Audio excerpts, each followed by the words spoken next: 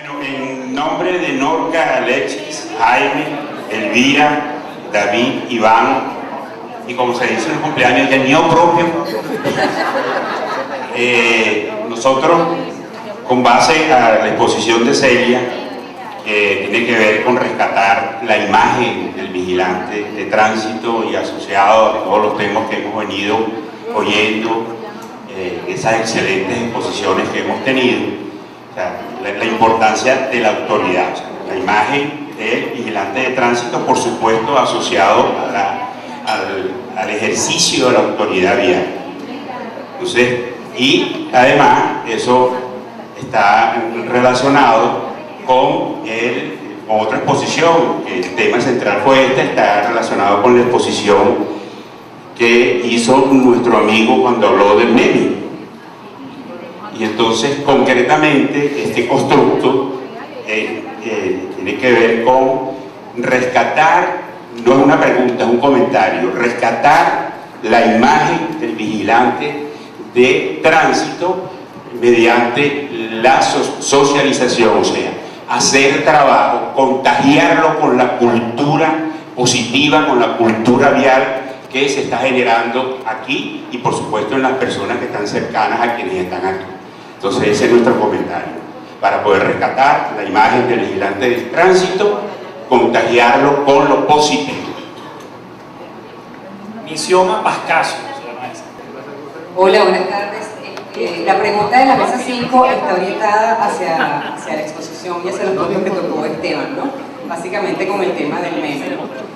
La pregunta que nos hacíamos, ¿cuál sería el meme o los memes desde una perspectiva de psicología social para contrarrestar los antivalores o esa contracultura basada en la promoción ilimitada de la libertad, el sexo, alcohol, drogas y velocidad, que para nosotros básicamente es la cultura más popularizada dentro del segmento vulnerable, que de acuerdo a la información que nos pasara el compañero por allí, entre jóvenes de 14 y 44 años constituye la principal causa de muerte en Venezuela.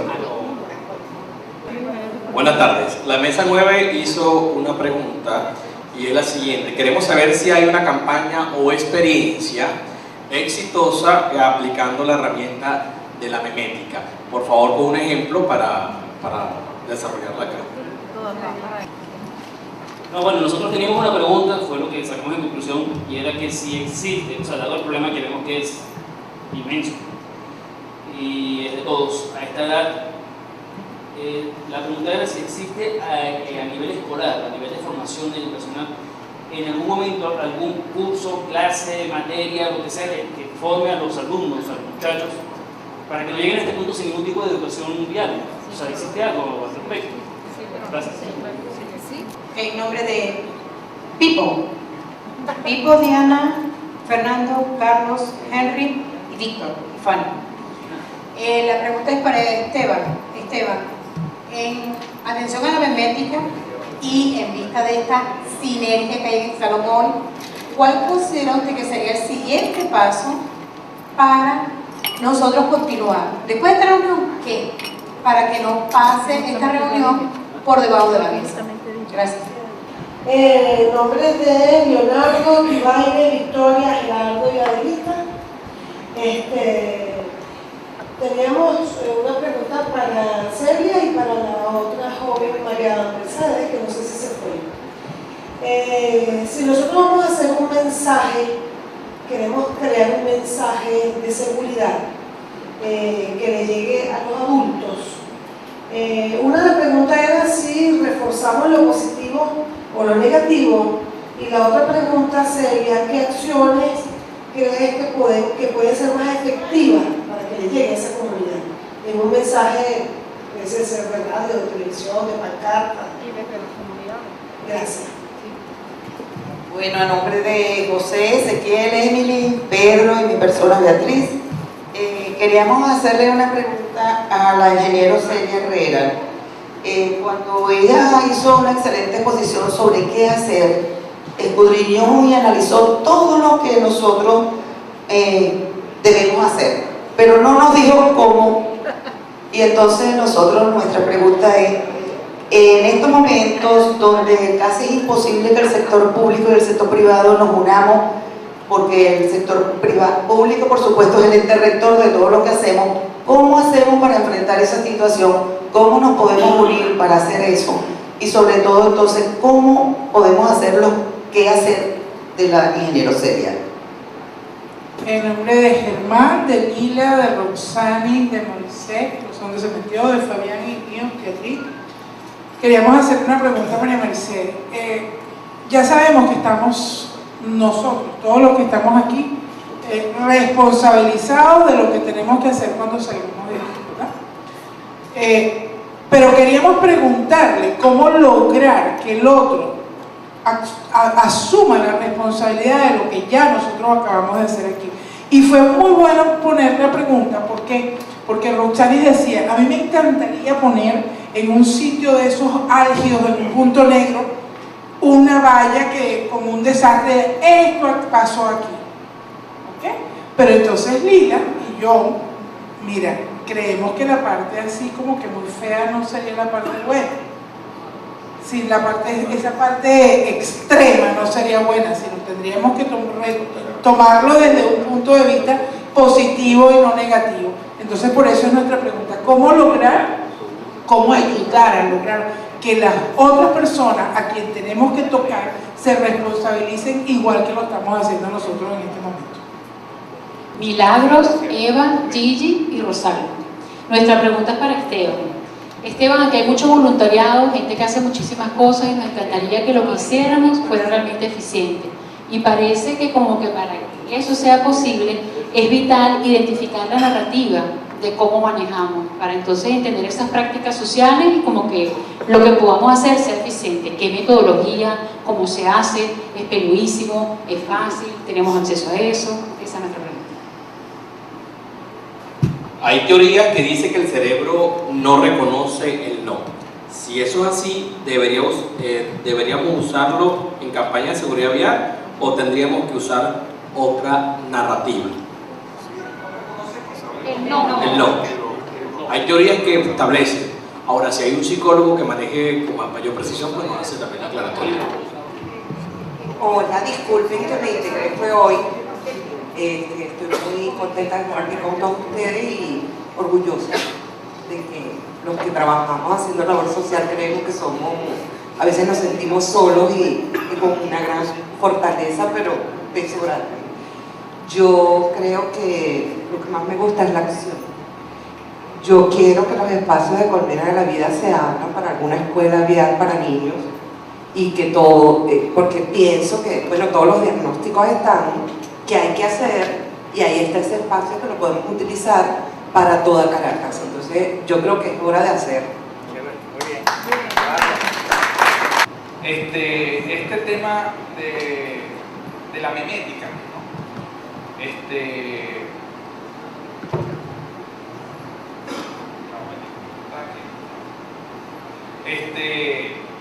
Tiene en el mundo varias aplicaciones bien importantes, ¿no? Digamos, de las personas que lo aprendí, que son las que, digamos, están llevando esto por todo el mundo, que se llaman Don Beck y Christopher Cowan. Ellos, la historia que más me enganchó a mí es la historia de cómo ellos asesoraron a Nelson Mandela, ¿no? Para poder explicar un momentico eso muy brevemente, hay que introducir otra distinción, que es la distinción que ellos llaman P-meme. ¿Qué significa eso? Que ciertamente los memes se replican, pero depende, o sea, hay ecosistema para esos memes. O sea, no todo el mundo se copia el meme de la franela de Che Guevara, ¿verdad? Lo copia particularmente un grupo de personas que tienen un conjunto de valores que asocian con ese meme. ¿Sí? Igual que el meme, por ejemplo, de Zarcillo, bueno, son las ramas, aunque bueno, han visto casos. Pero hay, digamos, sistemas de valores que son más o menos homogéneos. Y son sobre esos sistemas de valores donde el meme corre. ¿Okay? Entonces, sistemas de valores, digamos, muy parecidos a la izquierda. Fíjense que la izquierda, el concepto de izquierda existe en todas las culturas del mundo. Es casual por eso, es casual. Y él probablemente entonces que ese meme de la franelita de Che Guevara cunda allí, pero no en otros, ¿sí? Entonces hay una relación entre el meme y los sistemas de valores de las determinadas comunidades que hacen que el meme, digamos, sea asumido o simplemente no sea indiferente. O sea, que hay otro componente adicional, ¿no? Entonces, cuando ellos hicieron este análisis, es decir, cómo hablarle a todo el espectro memético de Sudáfrica, que había desde comunidades primitivas, ¿verdad?, de, digamos, todavía personas que vivían en un mundo tribal, hasta, digamos, los más desarrollados. O sea, el espectro memético de sistemas de valores que había en toda Sudáfrica era una cosa increíble, extraordinaria. Cómo construir un discurso que pueda hacer sentido en todos esos memes. Claro, ese discurso está construido por la propia vida de Mandela, pero poder articularlo para que pueda ser escuchado desde las organizaciones tribales que todavía predominan y hay en muchas regiones de Sudáfrica, hasta los más modernos, ¿no? Era un acto extraordinario. Entonces, digamos, a partir de poder construir una narrativa que hiciera sentido sobre todo el espectro memético de una nación para abrirla, es una cosa que es increíble. Y estas personas estuvieron trabajando con Mandela, ¿no? Entonces esto es una cosa increíble. Más aquí, digamos, la experiencia en Venezuela yo lo he aplicado es en las empresas, ¿okay? Todavía no he tenido la oportunidad de llevarlo a una comunidad más grande. Ahorita hay un ejemplo de eso. Pero en las empresas lo que he conseguido es una cosa increíble, que hay diferentes memes. Le voy a poner un ejemplo, ¿verdad? La gente que trabaja en una empresa más o menos mediana, de 200 personas, el grupo de administración, ¿sí?, tiene un sistema de valores, sobre todo cuando tomamos en cuenta el entorno, cómo se ha vuelto de regulatorio para las empresas, donde hay mucho, vamos a decir, mucho conservadurismo. Cuidar todos los detalles, porque cualquier cosa que hagas allí puede tener consecuencias graves para la empresa. Por otro lado está el equipo de innovación, son los que crean los productos. Estos tipos son volados y no les, digamos, su discurso, su narrativa es romper todas las reglas. Ahora, ¿cómo eso puede convivir? ¿Se dan cuenta? Lo que hay es una guerra. Por otro lado está otro grupo, que es el grupo de negocios, cuyo tema era, bueno, el cumplimiento impecable de los compromisos, la orientación al logro, la orientación al éxito. Lo que había en esta empresa, que pongo el ejemplo, es una guerra entre todos esos miembros. ¿Quién predominaba? Todo el mundo decía que tenía la razón. Uno decía, lo que domina es esto, es lo mío. Entonces, ¿cómo construir a partir de un espectro variado, de esa heterogeneidad? ¿Cómo construir una narrativa, y eso le corresponde al líder, donde la empresa se fortalezca? Porque en el fondo cada uno de esas subculturas se están haciendo cargo de algo importante en la empresa. El tema es que no se reconoce. ¿Ves? Si la gente de innovación reconoce, mira, es que la gente de administración tiene que hacerlo porque está cuidando esto de la empresa, y la gente de administración dice, ellos tienen que hacerlo porque así es que se diseñan productos, es construir un discurso, una narrativa que pueda hacer sentido en todas esas tres subculturas que estaban en guerra. ¿Okay? Entonces construir algo que está por encima, ese es el papel del liderazgo, de manera que él, ¿qué pasaba con este líder? Que algunos días estaba a favor de los innovadores y después de repente había una crisis administrativa, entonces se ponía a favor de los administradores y después se ponía, o sea, estaba cambiando de parecer simplemente. Y entonces la gente decía, bueno, ¿qué pasa aquí? O sea, cuando esta persona asume el liderazgo y se monta sobre esas tres perspectivas y simplemente lo que hace es articular un discurso más poderoso y decir quién, digamos, por qué cada uno tiene, digamos, tiene esa cosa, entonces ahí aplica, no sé si lo ven, aplica, oye, un poder tremendo en el liderazgo y la compañía se beneficia de la diversidad cultural. En este caso, diversidad cultural, del mundo de la innovación, los negocios y del mundo administrativo y legal. ¿Sí? 3 subculturas que hacen que cuando se articule la organización tiene mucho más poder porque se basa en la riqueza memética, la riqueza digamos diversa. ¿Sí?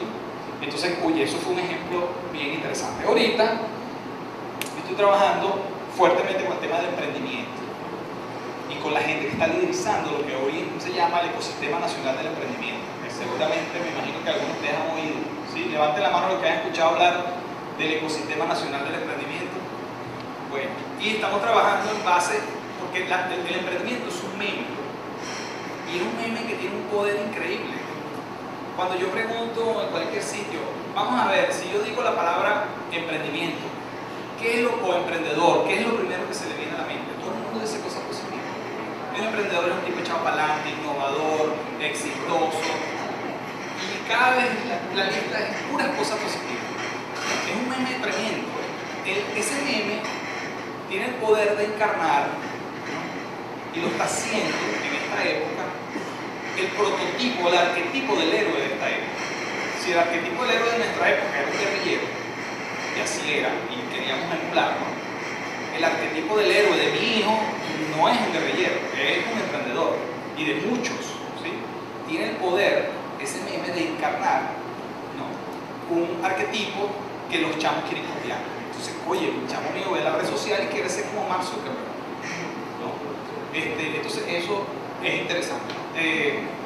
Como ejemplo del emprendimiento como meme. Ahora, ¿qué está haciendo este grupo que está trabajando en el ecosistema nacional del emprendimiento? En crear eso, bueno, en crear una narrativa en Venezuela donde el emprendimiento es una opción a las carreras tradicionales, al empleo, incluso a la situación de crisis en que vivimos, ¿no? Y esa narrativa tiene un poder tremendo porque, digamos, he estado en algunos programas de televisión y de radio y la cosa inmediatamente que hablo o cualquiera de estos líderes habla, la gente llama por teléfono, se conecta a la página web, envía su proyecto. O sea, hay una cosa interesante. Entonces, ¿cómo construir una narrativa en base al emprendimiento que trascienda que el emprendedor es un tipo que está ahí para hacer dinero? No es cierto. O sea, el emprendedor va más allá en su búsqueda. El emprendedor es un innovador social, es un agente de transformación y como consecuencia gana dinero buenísimo, ¿no? Entonces eso es un ejemplo de cómo se está aplicando. Por eso nosotros este proyecto lo iniciamos el año pasado, está muy reciente, ¿no? Y estamos trabajando con ese grupo que está construyendo una narrativa en función de poder inundar, ¿no?, con memes. Para que vean, en el ecosistema participan 70 organizaciones diferentes. Estamos hablando de bancos, universidades, o sea, hemos logrado reunir, y no es una figura jurídica, es un movimiento. Entonces, esa palabra le trae recuerdos a algunos por aquí. Es un movimiento de muchos movimientos. Bueno, ese es con respecto a eso, ¿no? Tenía por aquí el tema de cómo contrarrestar esa tríada o ese pentagrama de alcohol, sexo. Bueno, el hijo mío tiene 19 años, está en la universidad. Entonces, claro, el gran temor, yo me imagino que todos nos pasa lo mismo, que el chamo está manejando, yo le presto mi carro y ¿qué va a pasar? O sea, entonces ese gran temor es lo que me ha llevado a analizar particularmente el tema de la vialidad en el caso de los más jóvenes. Yo creo que no tengo una respuesta, ¿no? Es algo que hay que construir, pero yo creo que ahí, si nosotros podemos cambiar algunos de los elementos de esa tríada, ¿no?, podemos generar un sentido digamos diferente en los jóvenes, porque yo siento que digamos, hay una generación que está pensando de manera distinta, está conectado con otras cosas en el mundo, y entonces creo que eso es posible. Hasta ahí lo dejo porque no tengo más respuesta. Y la otra que me preguntaron es el siguiente paso. ¿Sí? El siguiente paso. Yo creo que hay que fundar la conversación de la seguridad vial en Venezuela. Más que la red, fíjense, uno dice una red, pues puede decir, no, el compromiso de una cantidad de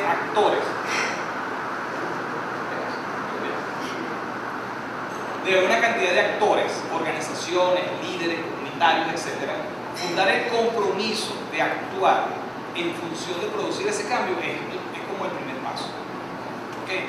De manera que esa sería como lo que yo creo que es fundar la conversación. Cuando digo fundar la conversación es fundar el compromiso, fundar el objetivo y empezar a ver todo lo que se está produciendo, y creo que este evento es un buen ejemplo para ello. Me preguntaba, la última pregunta era sobre si había una metodología, etc. Claro, la metodología que yo uso es para las empresas, entonces digamos, hacerlo masivamente sería interesante, me gustaría hacer un experimento con eso, ¿no? Pero funciona de esta manera, rapidito, ¿no?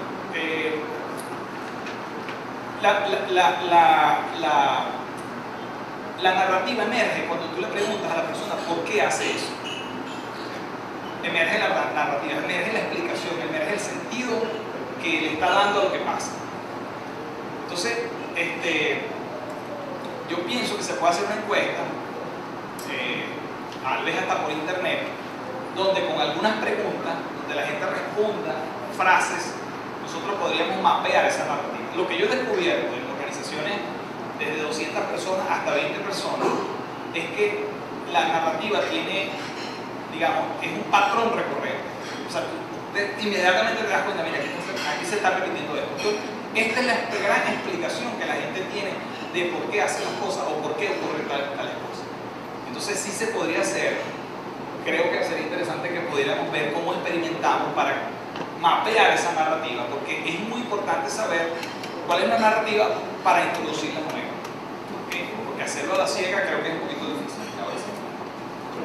Bueno, las dos preguntas se relacionan, o les encuentro yo, mejor dicho, relación en el sentido de cómo creamos un mensaje para que el otro se dé cuenta y hacer ese despertar. Date cuenta que estoy aquí, date cuenta de que mi vida suma, de que mi vida es importante, date cuenta de que existo y que mi vida es valiosa.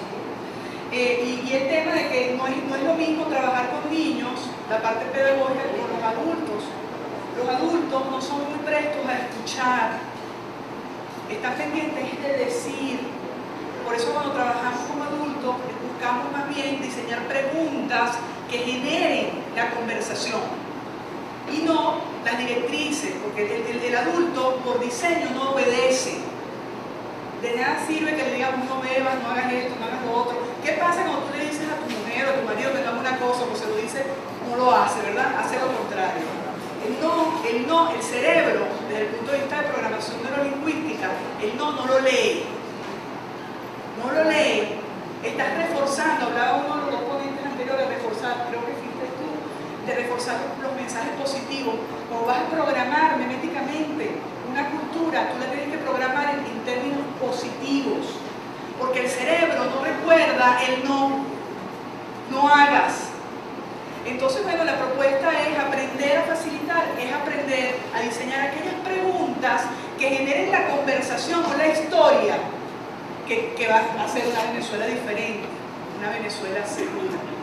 Pero no que lo diga yo como un ponente que diga de las estrategias están creadas y tienen un libro perfecto, maravilloso, financiado por una fundación importantísima, cuyo negocio es de seguridad. Ahí está el conocimiento. El tema es, a partir de ese conocimiento vamos a crear las preguntas que generen la conversación que va realmente a reprogramar la cultura del venezolano con respecto a la seguridad. La seguridad es el segundo de los escalones en la pirámide del Maslow. No hemos subido al segundo escalón, estamos en la supervivencia. Países más desarrollados están en el número 2, 3, 4, incluso la gente que está aquí congregada ni siquiera está en el nivel 2, está en el nivel 7, porque el nivel 7 es el nivel de la conciencia, del bien común, y si quieren aprender acerca de los niveles de conciencia, tomen nota a un autor en Estados Unidos que se llama Richard Barrett, como suena, Barrett como de barrer, y termina en D.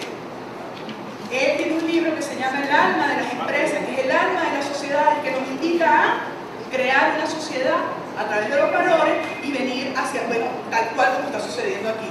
Aquí la pirámide es invertida. ¿Por qué? Porque aquí toda la gente que está trabajando y haciendo algo por el otro es una persona que está en el nivel 7 de conciencia, buscando el bien común, trabajando para la vida, donde los intereses personales no son los que priman. No estoy en la supervivencia, aunque nuestras realidades particulares estén en la supervivencia. Aunque algunos de nosotros hagamos las previsiones necesarias para responder por nuestra familia, por nuestra comunidad, por nuestros vecinos. Aunque hemos hecho cosas en otros niveles, realmente la gente